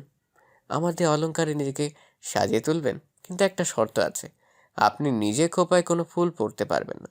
আপনার খোঁপায় আমি যত্ন করে ফুলের মালা গেঁথে দেবো, কেমন? ও হ্যাঁ, আর একটা কথা, আমি কিন্তু আপনাকে এত আপনি আপনি করতে পারবো না। আপনাকে যেদিন প্রপোজ করব সেদিন থেকে আপনাকে আমি তুমি করে বলবো, ঠিক আছে? আর আপনি আমাকে তুমি করে বলবেন। আপনি আপনি বললে কেমন পর পর লাগে। আপনি তো আর আমার পর নন, একান্ত আমার ব্যক্তিগত নিজের মানুষ, তাই তো? আমি জানি আপনি আমাকে দেখার লোভ সামলাতে পারছেন না, খুব করে চাইছেন আমি কে জানার জন্য। তবে আর বেশি অপেক্ষা করাবো না আপনাকে। এবার সময় এসেছে আপনার সামনে আসার। খুব শীঘ্রই আপনার সামনে এসে আপনাকে চমকে দিব। এখন আমাকে নিয়ে ভাবতে ভাবতে ঘুমিয়ে পড়ুন, বেশি রাত জাগবেন না একদম। ভালোবাসি। মেসেজটা দেখে আমি বাকরুদ্ধ হয়ে গেছি। এভাবেও কাউকে এতটা ভালোবাসা যায় বুঝি? ওনার প্রতি আমার মুগ্ধতা আরো বেড়ে গেল। আমি সত্যি ওকে নিয়ে ভাবতে ভাবতে কখন ঘুমের দেশে তলিয়ে গিয়েছি বুঝতেই পারিনি। সারা রাত বৃষ্টি হয়, প্রকৃতিও এখন স্নিগ্ধ, শীতল, ঠান্ডা। প্রকৃতির সৌন্দর্য যেন আরো দ্বিগুণ বেড়ে গেছে। এখনো আকাশ মেঘলা হয়ে আছে, তাই কলেজে যাব কি যাব না ভাবতেছি। রিমিকে কল দিলাম। হ্যালো। হ্যাঁ বল। কই তুই? কলেজ যাচ্ছি, তুই যাবি না? আরে যদি আবার বৃষ্টি হয়, যাব কি যাব না ভাবতেছি। কলেজে আজকে নাকি পরীক্ষার জন্য নোটস দিবে। তুই কার থেকে জানলি? স্যারকে ফোন দিয়েছিলাম, আজকে ইম্পর্টেন্ট ক্লাস না থাকলে আমিও যেতাম না। আচ্ছা তাহলে আমিও যাবো, আসতেছি। আচ্ছা আয়। রিমির কথা শেষ করে ফোনটা কেটে ফ্রেশ হয়ে একটা হালকা গোলাপি রঙের ড্রেস পরে নিলাম। চুলগুলো আজকে বেনি করলাম। হালকা একটু কাজল আর হালকা একটু লিপস্টিক দিয়ে কলেজের ব্যাগটা নিয়ে ডাইনিং টেবিলে চলে গেলাম। নাস্তা করে আম্মুকে বলে কলেজের উদ্দেশ্যে বের হয়ে গেলাম। কলেজে পৌঁছে গিয়ে দেখি রিমি ক্যাম্পাসে বসে বসে মোবাইলে কি যেন করছে আর মিটিমিটি করে হাসছে। আমি জানি ও দুলাভাইয়ের সাথে চ্যাটিং করছে, তাই একটু খোঁচা মারতে এগিয়ে গেলাম। রিমু, ওই দেখ তোর পিছনে তেলাপোকা। কই কই কই? তুই আমার সাথে ফাইজলামি করলি কেন? তুমি পিরিত করছিলা তাই একটু ডিস্টার্ব করলাম, হিহি। চুপ কর হতচ্ছাড়ি। আমার দিনও আসছে, তুমি খালি প্রেম শুরু করো, তারপর দেখবা আমি কি করি। হু সর। এখন কেন শর্মু? চুপ কর মেরি মা। আচ্ছা শোন, আজকে আরাফ আসে নাই নাকি? দেখছি না যে। বাবা, চোখে হারাচ্ছ বুঝি? তোর মাথা, বললাম না নজর রাখবো, আগে নিশ্চিত হই। আমিও তো দেখি নাই, মনে হয় আসেনি। আমার মনটা খারাপ হয়ে গেল। কই দেখি দেখি, আমার নিরামিষ বন্ধুর মুখের উপর ম্যাগ ভর করলো কেন? ধর তুই থাক, আমি ক্লাসে গেলাম। এই বলে আমি ক্লাসের দিকে হাঁটা ধরলাম। পিছন থেকে রিমি দৌড়ে এসে আমার হাত টেনে ধরে হাঁপাতে হাঁপাতে বলল। গেটের দিকে তাকিয়ে দেখ কে এসেছে। আমি ওর কথা মতো গেটের দিকে তাকাতেই দেখি আরাফ দাঁড়িয়ে দাঁড়িয়ে হাঁপাচ্ছে। আজকে বোধহয় কলেজে আসতে ওর লেট হয়ে গেছে। ওকে দেখে আমার ঠোঁটের কোণে মুচকি হাসি উকি দিল। হঠাৎ ক্লাসের ঘন্টা দেওয়ায় আমি একটু চমকে উঠলাম। সবাই যে যার ক্লাসে চলে যাচ্ছে। আমার সামনে দিয়ে আরাফ যাওয়ার সময় একটা মুচকি হাসি দিয়ে বলল, হাই ঝগড়ুটে রানী, ক্লাসে লেট হয়ে যাচ্ছে তো, চলুন। এটুকু বলেই আরাফ ক্লাসে চলে গেল। আমি আর রিমিও আমাদের ক্লাসে চলে গেলাম। ক্লাস শেষ করে আমি আর রিমি ক্যাম্পাসে বসে বসে গল্প করছিলাম। এমন সময় আমার মাথায় একটা শয়তানি বুদ্ধি উকি দিল। ভাবলাম যাই, আরাফকে একটু পরীক্ষা করি। যেই ভাবা সেই কাজ। আশেপাশে তাকিয়ে দেখি আরাফ একটা গাছের নিচে দাঁড়িয়ে কার সাথে যেন ফোনে কথা বলছে। আমি রিমিকে বলে আরাফের দিকে আস্তে আস্তে এগিয়ে গেলাম। আমাকে দেখে আরাফ মুচকি হেসে ফোনটা কেটে বলে উঠলো, আজকে সূর্য কোন দিকে উঠলো রে? ঝগড়ুটে রানী নিজ থেকে আজ আমার সামনে আসলো। আমাকে সবসময় ঝগড়ুটে রানী বলবেন না তো। আমি মোটেও সবসময় ঝগড়া করি না। কিন্তু আমার সাথে যতবার কথা হয়েছে ঝগড়াই তো করেছেন। আপনিই তো শুরু করেছিলেন। হ্যাঁ? এই কি হ্যাঁ? আমার মতো ইনোসেন্ট বাচ্চার সাথে এমন করতে আপনার বুক কাঁপে না? ওয়েট ওয়েট, আমি এতটা নিতে পারছি না। মানে? মানে আপনি বাচ্চা, আজকে বিয়ে দিলে কয়েকদিন পর নিজেই মা হয়ে যাবেন আর উনি আজকে বাচ্চা সাজতে। হুম। আমি কিছুক্ষণ চোখ ছোট ছোট করে আরাফের দিকে তাকিয়ে থেকে ফিক করে হেসে দিলাম। আমার দেখা দেখি আরাফও হেসে দিল। হঠাৎ আমার চোখ পড়লো আরাফের হাতের দিকে। তাকিয়ে দেখি হাতে ব্রেসলেটটা নেই। আমি একটা মেকি হাসি দিয়ে বলে উঠলাম, ও মা, আপনার হাতের ব্রেসলেটটা কই? আপনি না ওটা সব সময় পরে থাকেন? আরাফ একটু চমকে উঠে হাতের দিকে তাকিয়ে বলে উঠলো, তাই তো, কোথায় গেল? আমি তো খেয়ালই করিনি, কোথাও পড়ে গেছে হয়তো। আমি ব্যাগ থেকে ব্রেসলেটটা বের করে বললাম, এটা কিনা দেখুন তো।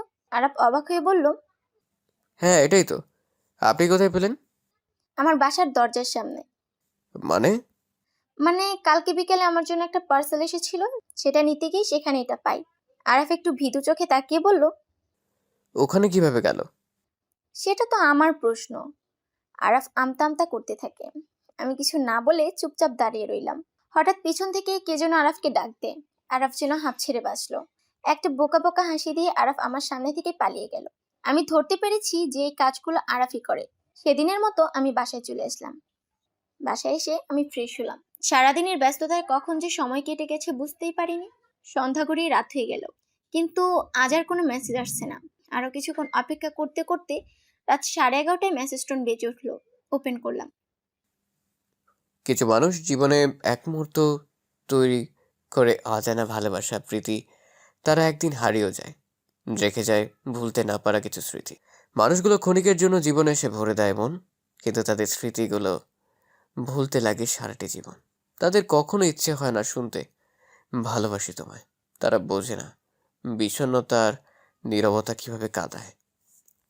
কবিতাটা পড়ে আমার মন খারাপ হয়ে গেল। এমন একটা কবিতা কেন দিল?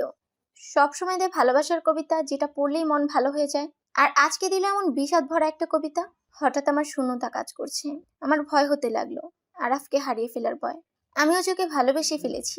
যেই ভালোবাসি দুজন দুজনকে হারানোর ভয় থেকে, সেই ভালোবাসাটাই টিকে থাকে বছরের পর বছর। হঠাৎ আরেকটা মেসেজ টোনের আওয়াজে আমার ভাবনা ছেদ পড়লো। মেসেজে লেখা, ম্যাডামের দেখি মন খারাপ হয়ে গেল। এটুকু কবিতা পড়ে মন খারাপ হয়ে গেল কেন? মান অভিমান, ঝগড়া, খুনসুটি, এসব নিয়েই তো ভালোবাসা। ভালোবাসায় যেমন আনন্দ থাকে তেমনি বিষাদও থাকে। তাই বলে কেউ কাউকে ছেড়ে যাব না, এই যে আপনি মুখ গোমরা করে আছেন, সেটা কিন্তু আমার একদমই ভালো লাগছে না। তাড়াতাড়ি হাসি ফুটিয়ে ঘুমিয়ে পড়ুন কেমন? আর ছোট ছোট বিষয়ে মন খারাপ করবেন না একদম।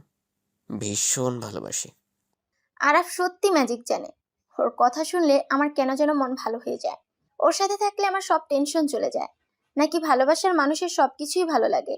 এসব ভাবতে ভাবতে ঘুমের দেশে তলিয়ে গেলাম। পরের দিন আম্মুর ডাকে ঘুম ভাঙলো। ঘুম থেকে উঠে ফ্রেশ হয়ে রেডি হয়ে কলেজে চলে গেলাম। ক্লাস শেষ করে একটা গাছের নিচে উদাস মনে বসেছিলাম, কারণ আজকে রিমি আসে নাই, আর আমাকে একটুও বলেও নাই। তাই একা একা লাগছিল। হঠাৎ কেউ একজন আমার পাশে এসে বসলো। ঘাড় ঘুরিয়ে পাশে তাকিয়ে দেখি আরাফ। আমি কিছু না বলে আগের মতোই বসে রইলাম। আমাকে কিছু বলতে না দেখে আরাফ বলে উঠলো, কি হয়েছে, মন খারাপ? কি হয়েছে, কথা বলবেন না? মন খারাপ কেন? রিমি আসেনি তাই। এই জন্য এত মন খারাপ করা লাগে? হয়তো কোনো কারণ আসতে পারেনি। হুম। আরে বাবা, এত মন খারাপ করা লাগে? ফোন দিয়ে কথা বলে নিন, না হলে ওর বাসায় চলে যান। সারপ্রাইজড হয়ে যাবে রিমি। কথাটা শুনে খুশি হয়ে গেলাম। অনেকদিন ওর বাসায় যাই না, এই সুবাদে না হয় চলে যাই। আমি মুচকি হেসে আরাফের দিকে তাকালাম। কি মিস, আইডিয়া কেমন? দারুণ। আচ্ছা, তাহলে পরে কথা হবে আবার।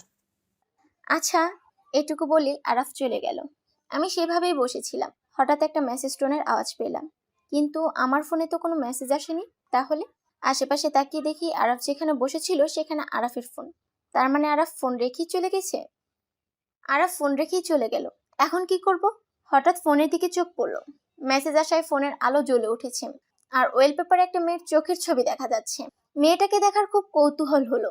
ফোনটা ধরবো কি ধরবো না ভাবছিলাম। যতই হোক, কাউকে না বলে তার পার্সোনাল জিনিস ধরা ঠিক না। তবুও নিজের কৌতূহলকে দমিয়ে রাখতে পারলাম না। ফোনটা ওপেন করলাম। কোনো লক নেই দেখে একটু অবাক হলাম, কারণ এই যুগে কেউ কারো ফোন লক ছাড়া রাখে না। আর সেখানে আরাফ লক দেয়নি। মনে মনে একটু খুশি হলাম। ফোনটা ওপেন করতেই একটা মেয়ের ছবি ভেসে আসলো, আর মেয়েটা হচ্ছে আমি। আমি অবাক হয়ে তাকিয়ে রইলাম ফোনের দিকে। আরাফ আমার ছবি ওয়েলপেপারে দিয়েছে। আরাফের ফোনের গ্যালারি জুড়ে বেশিরভাগই আমার ছবি।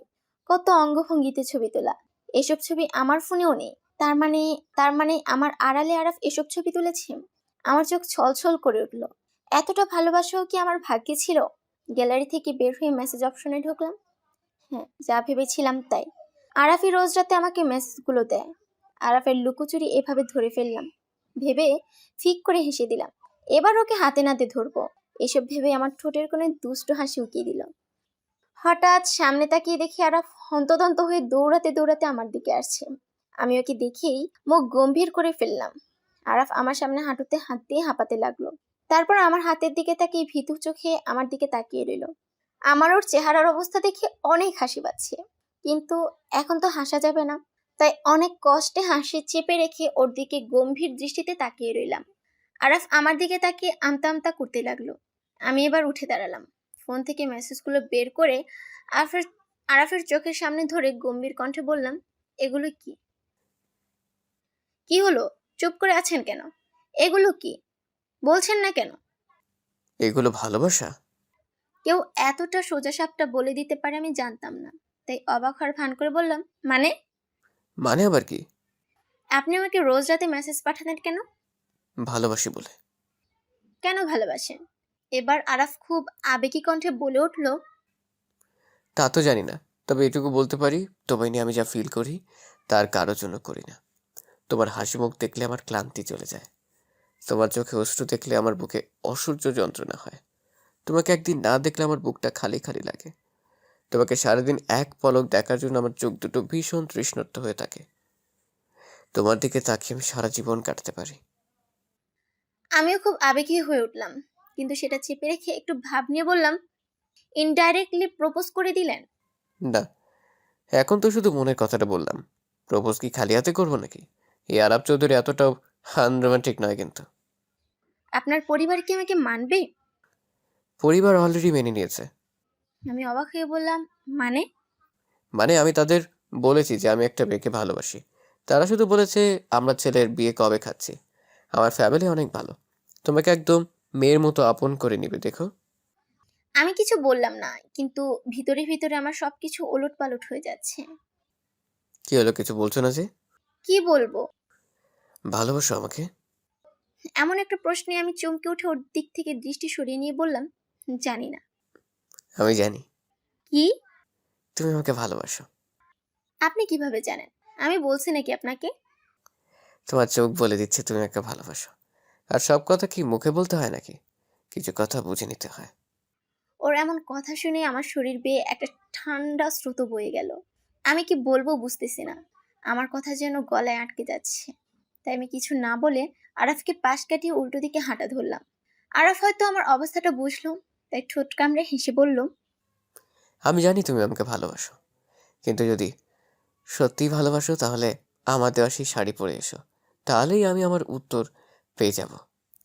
আমি পিছন ঘুরে আস্তে করে বললাম, আপনি যদি আমাকে ভালোবেসে থাকেন আর সত্যি যদি আমার সাথে বাকি জীবন কাটাতে চান, তাহলে আমার বাসায় প্রস্তাব পাঠাবেন। আমি সম্পর্ক হালাল ভাবে চাই। আর যেদিন আমাকে দেখতে যাবেন, সেদিনই আপনি দেওয়া জিনিসে নিজেকে সাজাবো। এটুকু বলেই আমি সেখান থেকে দৌড়ে চলে আসলাম। আর 1 মিনিট আরাফের সামনে থাকলে আমি লজ্জায় মরেই যেতাম। আমি চলে আসার সময় শুনতে পেয়েছি আরাফ বলছিল, আমি আমার উত্তর পেয়ে গেছি ঝগড়ুটে রানী। কালকেই বাবা মাকে নিয়ে তোমার বাসায় যাব। আমি কলেজ থেকে কিছুটা দৌড়ে এসে হাঁপাতে থাকি। আরাফের বলা কথাগুলো এখন আমার কানে বাজছে। আমার সবকিছু যেন স্বপ্ন মনে হচ্ছে। আমি এখনো যেন একটা ঘোরের মধ্যে আছি। আনন্দ, লজ্জা সবকিছু মিলিয়ে কেমন যেন একটা অনুভূতি হচ্ছে। কেমন যেন একটা অদ্ভুত অনুভূতি হচ্ছে। বাসায় এসে ফ্রেশ হয়ে খাওয়া দাওয়া করে নিলাম। তারপর ফুরফুরে মন নিয়ে ছাদে গিয়ে দোলনায় বসলাম। আজকে সবকিছুই ভালো লাগছে। কোনো মন খারাপ নেই, কোনো অভিমান নেই, কোনো বিষাদের ছায়া নেই। আচ্ছা, আজ ভালোবাসার মানুষটিকে পেয়ে গেছি বলেই কি এত আনন্দ? এসব ভাবতে ভাবতে নিচে নেমে এসে আমার রুমে চলে গেলাম। কিছুক্ষণ পর আম্মু আমার রুমে এসে আমার পাশে বসলো। আমি তখন শুয়েছিলাম। আম্মুকে দেখে উঠে বসে বললাম, কিছু বলবে আম্মু? হুম। বলো। কালকে তোকে দেখতে আসবে। তুই কালকে কলেজ যাস না। আমার মনে হঠাৎ ভয় ঢুকে গেল। মনে মনে ভাবলাম, এটা আরাফ নাকি অন্য কেউ?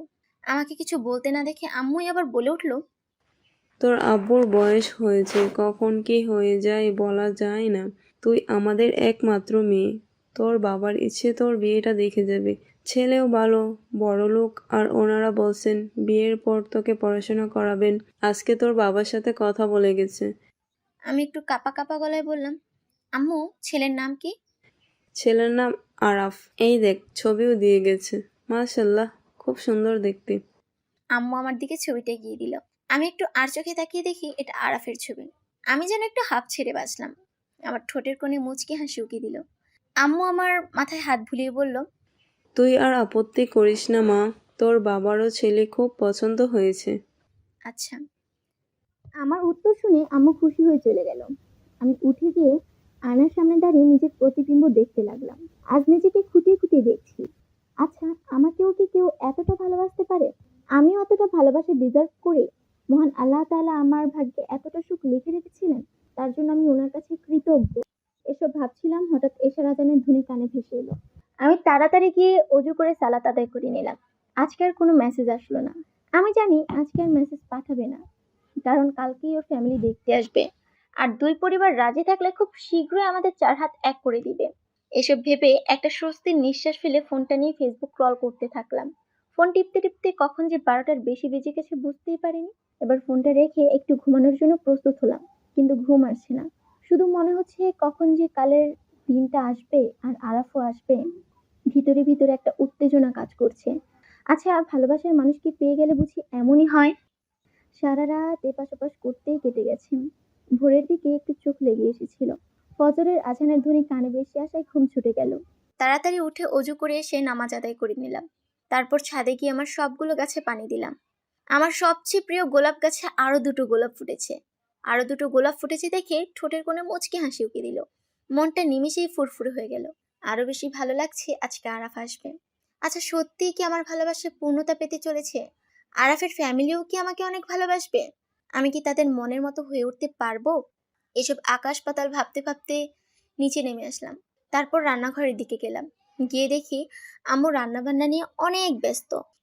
কি রে, কোথায় গেছিলি?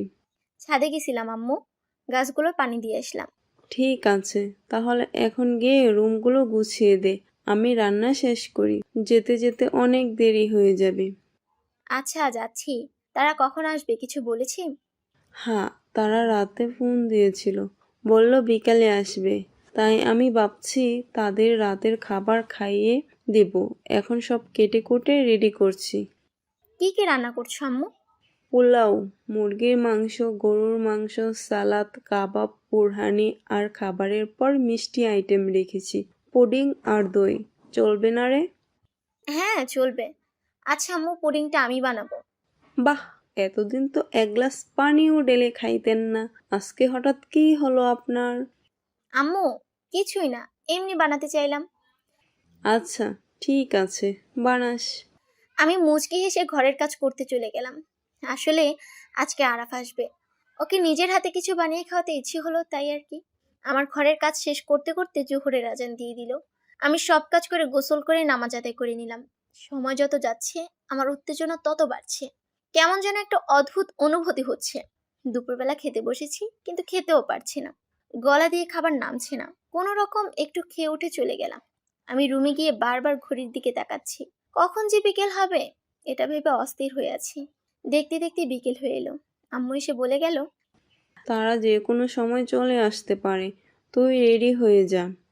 আমি আলমারি খুলে আরাফের শাড়িটা বের করে দেখতে লাগলাম। পরবো কি পরবো না ভাবছি। পরলে যদি আম্মু বলে এই শাড়ি কোথায় পেলি, তখন কি বলবো? আবার ভাবছি, না পরলে কি আরাফ কষ্ট পাবে? অনেক ভেবেচিন্তে সিদ্ধান্ত নিলাম যে আজকে ওর দেওয়া শাড়িটা পরবো না, বিয়ের রাতে পরবো। যেই ভাবা সেই কাজ। আমি আম্মুর হালকা গোলাপি রঙের শাড়ি পরে নিলাম। শাড়িটার উপর স্টোনের কাজ করা। শাড়িটা পরে একটু হালকা লিপস্টিক আর কাজল দিয়ে নিলাম। কানে একজোড়া দুল আর হাতে চুড়ি পরলাম। লম্বা চুলগুলো খোলা রাখলাম। পুরো পিঠ জুড়ে কোমর পর্যন্ত ছড়িয়ে পড়লো চুলগুলো। রেডি হয়ে আয়নায় নিজের প্রতিবিম্ব দেখতে লাগলাম। নিজেকে খুঁটিয়ে খুঁটিয়ে দেখছি কোথায় যেন কমতি আছে কিনা। হঠাৎ বসার ঘর থেকে হইচই ভেসে আসছে। তাহলে সবাই কি চলে এসেছে? আমি একটু আমার রুমের দরজার সামনে থেকে উকি দিয়ে বসার ঘরের দিকে তাকালাম। একটা ছেলের এক পাশ দেখা যাচ্ছে। ছেলেটার পরনে নীল রঙের একটি পাঞ্জাবি। আমি জানি এটা আরাফ। আমি খুশি মনে একটু বারান্দায় গিয়ে দাঁড়ালাম। কিছুক্ষণ পর আম্মু রুমে এসে বলল, কি রে, তুই এখনো দাঁড়িয়ে আছিস কেন? রেডি হইছিস? আমি কিছু না বলে আম্মুর দিকে ঘুরে দাঁড়ালাম। আম্মু আমার দিকে কিছুক্ষণ মুগ্ধ দৃষ্টিতে তাকিয়ে থেকে মাথায় হাত বুলিয়ে বলে উঠল, মাশাআল্লাহ, আমার মেয়েটাকে তো আজ খুব সুন্দর লাগছে। আমি শুধু মুচকি হাসলাম। চল চল, ওনারা চলে এসেছে। জানিস, ছেলেটা না বড্ড ভালো, সবার সাথে খুব সুন্দর করে মিশে গেছে। মনেই হয় না ওকে আজ আমরা প্রথম দেখলাম। এমনভাবে কথা বলে যেন আমরা ওর কত দিনের আপন। মা, কে কি এসেছে?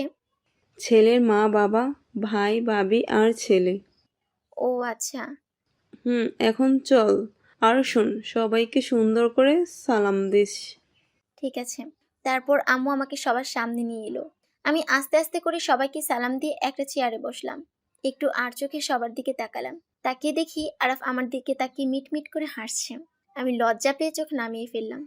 হঠাৎ একজন মহিলা বলে উঠল, মাশাল্লাহ, মেয়ে আমাদের ভীষণ পছন্দ হয়েছে। এই মেয়েকে আমি আমার বাড়ির বউ করব। এরকম একটা মেয়েই তো আমার ছেলের জন্য খুঁজেছিলাম, কিন্তু পাচ্ছিলাম না। এখন পেয়ে গেছি। আমার ছোট বৌমাকে বাড়ি নিয়ে গেলে আমার দুই বৌমা মিলে সংসারের হাল ধরবে, আর আমি বিশ্রাম নেব। পাশ থেকে এক ভদ্রলোক বলে উঠল, তোমার বিশ্রাম নেই, তুমি আর দুই বৌমা মিলে পুরো সংসার সামলাবে। আচ্ছা, এখন এসব কথা বাদ থাক। নাতাশা মা, তুমি আমার কাছে এসো তো। আমি আস্তে করে উঠে গিয়ে ওনার পাশে বসলাম। উনি ওনার গলা থেকে স্বর্ণের চেন খুলে আমার গলায় পরিয়ে দিয়ে বললেন, আজ থেকে আমার ছেলের সব দায়িত্ব তোমার। আমার ছেলেটাকে দেখে রেখো মা, পারবে না? আমি আস্তে করে বললাম, পারবো আন্টি। আন্টি? আন্টি কি? না না, একদম আন্টি বলবে না, শুধু মা বলে ডাকবে, কেমন? আমি মুচকি হেসে বললাম, আচ্ছা। উনিও মুচকি হেসে আমার মাথায় হাত বুলিয়ে দিলেন। হঠাৎ আরাফের বাবা বলে উঠলেন, আপনাদের কোনো আপত্তি না থাকলে আমরা আজকেই আখত পুড়িয়ে ফেলতে চাচ্ছি। আসলে আমরা চাই যত তাড়াতাড়ি সম্ভব ওদের সম্পর্ক হালাল করে দিতে। এত ভালো পাত্র আমার আব্বুও হাতছাড়া করতে চাননি। তাই সবাই আলোচনা করে সিদ্ধান্ত নিল আজকেই তারা আমাদের আকত পুড়িয়ে ফেলবে। আমার ভেতরে তোলপাড় শুরু হয়ে গেল। আমি আমার ভালোবাসার মানুষটিকে আজকে একদম নিজের করে পাবো। আরাফের দিকে একটু আর চোখে চোখে তাকিয়ে দেখি আরাফ আমার দিকেই তাকিয়েছে। সবার চোখে আড়ালে আমাকে একটা চোখ মারলো। আমি রাগী দৃষ্টিতে ওর দিকে তাকালাম। আমি এখন মেকআপের অত্যাচারে মরে যাচ্ছি। বিয়ের কথা হওয়ার সাথে সাথেই আম্মু আমার কিছু আত্মীয়দের ফোন দিয়ে আসতে বলেছেন। আমার বিয়ের কথা শুনে সব কাজিনরাও চলে এসেছে। এখন ওরাই আমাকে জোর করে বিয়ের জন্য সাজাচ্ছে। আমি মেকআপ করতে পছন্দ করি না, কিন্তু ওরা কথাই শুনছে না। ওদের কথা নতুন বউকে মেকআপ ছাড়া মানায় না। তাই আর কি চুপ করে বসে আছি। মেকআপ শেষ হতেই আরাফের দেওয়া শাড়িটা পরে নিলাম। শাড়ি, ভারী মেকআপ, কানে ঝুমকো, হাতে চুড়ি, খোলা চুলে নিজেকে অপূর্ব লাগছে। আমি নিজেই নিজেকে চিনতে পারছি না। আমার কাজিনরা বলছে, বাহ বাহ, কি লাগছে রে তোকে, দুলাভাই দেখলে তো সেখানেই ফিদা হয়ে যাবে। আর এদিকে এমন কথা শুনে আমি লজ্জায় লাল নীল হয়ে যাচ্ছি। কিছুক্ষণ পর বাইরে থেকে ডাক পড়লে সবাই মিলে আমাকে নিয়ে গিয়ে আরাফের পাশে বসিয়ে দিল। আমি একটু আর চোখে চোখে তাকিয়ে দেখি আরাফ আমার দিকে মুগ্ধ চোখে তাকিয়ে আছে। আমি আবারও লজ্জা পেয়ে চোখ নামিয়ে নিলাম।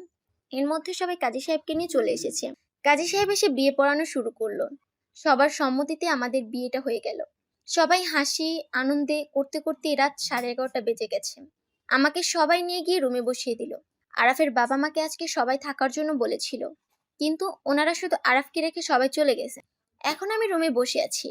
আরাফকে এখন ওরা ছাড়েনি। আমি এখনো যেন একটা ঘোরের মধ্যে আছি। সত্যি আমি আমার ভালোবাসার মানুষটাকে পেয়ে গেছি, সেটা আমার বিশ্বাসই হচ্ছে না। রাত 12:30 বাজে। হঠাৎ দরজা খোলার আওয়াজ ভেসে আসলো। আমি একরাশ লজ্জা, ভয়, খুশি, আনন্দ নিয়ে নিজেকে আরো গুটিয়ে নিলাম। আরাফ এসে ধীরে ধীরে আমার পাশে বসলো। তারপর বলল, আসসালামু আলাইকুম। ওয়ালাইকুম আসসালাম। চলো আমরা 2 রাকাত নামাজ আদায় করে আল্লাহর কাছে শুকরিয়া আদায় করে নিজেদের নতুন জীবনে পা রাখি। আমি মুচকি হেসে বললাম, ঠিক আছে। তারপর আমি আর আরাফ দুজন নিজেদের বিয়ের পোশাক পাল্টে ফ্রেশ হয়ে অজু করে নিলাম। অতঃপর 2 রাকাত নফল নামাজ আদায় করে আল্লাহ তাআলার কাছে শুকরিয়া আদায় করলাম। নামাজ শেষ করে আমি বারান্দায় গিয়ে দাঁড়ালাম। আরাফও আমার পিছন পিছন বারান্দায় এসে আমাকে পিছন থেকে শক্ত করে জড়িয়ে ধরলো। আমি একটু কেঁপে উঠলাম। আরাফ আমাকে জড়িয়ে ধরেই চুলে নাক ডুবিয়ে দিল। দুজনের মাঝে বেশ কিছুক্ষণ নীরবতা। দুজনেই মুহূর্তটা অনুভব করছি। নীরবতা কাটিয়ে আরাফ বলে উঠল, আমার ঝগড়ুটে রানী কি সারা রাত লজ্জা পেয়ে কাটাবে? কি হলো, কথা বলবো না? আমি কিছু না বলে সামনের দিকে ঘুরে আরাফকে জাপটে জড়িয়ে ধরলাম। আমার এখনো বিশ্বাস হচ্ছে না যে আমি আমার ভালোবাসার মানুষটাকে পেয়ে গেছি। আরাফ আমাকে খুব যত্ন করে বুকে আগলে নিয়ে শক্ত করে জড়িয়ে ধরে বলল, এত ভালোবাসা বিয়ের আগে কোথায় ছিল শুনি? বিয়ের আগে তো শুধু ঝগড়া করতেন। ইস, আমি মনে হয় একা করতাম, আর আপনি করতেন না বুঝি? আপনার সাথে কথা বলার বাহানায় তো ঝগড়া করতাম। কি ব্যাপার ম্যাডাম, আজকে দিয়ে শুধু চুপ করে আছেন? অনুভব করছি কি? আপনাকে। হুম, আর কত আপনি বলবা? এবার তো তুমিতে আসো। আর একবার আপনি বললে কিন্তু কথাই বলবো না। আচ্ছা, তুমি করেই বলবো। তাহলে বলো। কি? ওই যে ওইটা। কোনটা? আরে ওইটা তো, কোনটা বলবা তো? যেটা আমি শুনতে চাই। একটু ভেবে বললাম, কি শুনতে চাও? আমার মাথায় তো আসছে না। আরাফ আমার কানে কানে ফিসফিস করে বলল, ভালোবাসি। আমার সারা শরীর দিয়ে যেন একটা ঠান্ডা স্রোত বয়ে গেল। আমি আরাফকে আরো শক্ত করে জড়িয়ে ধরলাম। কি বলবে না? জানি না। বলো বলছি। না। তাহলে কিন্তু চলে যাব। আমি ওর বুক থেকে মাথা তুলে বললাম, কোথায়? বাসায়। ইস, আপনি এখন আমাকে ছেড়ে যেতে পারবেন বুঝি? জানি না। আপনাকে এখন থেকে আর কোথাও যেতে দিব না। সবসময় আমার কাছে বেঁধে রাখবো। তাহলে বলো। উফ, আজকে না বলা পর্যন্ত বুঝি ছাড়বা না? না, তাড়াতাড়ি বলো। আমি আবার আরাফের বুকে মাথা রেখে আস্তে করে বললাম, ভীষণ ভালোবাসি। আজকে যদি আমার চোখ দুটি রানীকে ছুঁয়ে দেওয়ার মতো কোনো অপরাধ করে ফেলি, তাহলে কি আমি শাস্তি পাবো? শাস্তি তো অবশ্যই পাবেন। কি শাস্তি পাবো শুনি? আমি লজ্জায় লাল নীল হয়ে বললাম, শাস্তি হিসেবে রোজ এভাবেই ছুঁয়ে দিতে হবে। আরাফ মুচকি এসে আমাকে কোলে তুলে নিয়ে আমার কপালে ভালোবাসার পরশ এঁকে দিল। আমি আরাফের গলা জড়িয়ে ধরে ওর বুকে মাথা রেখে লেপ্টে রইলাম। আরাফ আমাকে রুমে নিয়ে গিয়ে খাটে শুয়ে দিয়ে নিজেও আমার উপর শুয়ে পড়ল। দুজন দুজনের চোখের দিকে তাকিয়ে আছি। চোখে চোখে যেন মুখে না বলা অনেক কথা হয়ে যাচ্ছে। ওর চোখে নিজের জন্য অসম্ভব ভালোবাসা দেখতে পাচ্ছি। ওর চোখের দিকে বারবার তলিয়ে যাচ্ছি। ওর চোখের দিকে বেশিক্ষণ তাকিয়ে থাকতে পারলাম না। মনে হচ্ছে ওর চোখের মায়ে আমি অতল সাগরে বারবার তলিয়ে যাচ্ছি, আর আরাফ আমাকে বারবার টেনে তুলছে। আমি লজ্জা পেয়ে চোখ বন্ধ করে পাশ ফিরে গেলাম। আরাফ আবার আমাকে ওর দিকে ফিরিয়ে আমার চোখের সামনে আসা চুলগুলো সরিয়ে কানের পেছনে গুজে দিয়ে ফিসফিস করে বলল, আজকে আমি তোমাকে পূর্ণভাবে চাই। আমার সব অপেক্ষার অবসান ঘটাতে চাই, নাতাশা রানী। আমি কিছু না বলে আরাফকে জড়িয়ে ধরলাম। আরাফও আমাকে কিছুক্ষণ জড়িয়ে ধরে আমার কপালে আবার ভালোবাসার পরশ এঁকে দিল।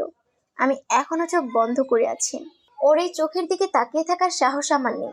তারপর আমার দুই চোখের পাতার ভালোবাসার পরশ এঁকে দিয়ে আমার ঠোঁটে ঠোঁট ডুবিয়ে দিল। খামছে ধরলাম। শুরু হলো আমাদের ভালোবাসার খেলা। হুস হুস, আর কত আমাদের বাসর খেলা দেখবে।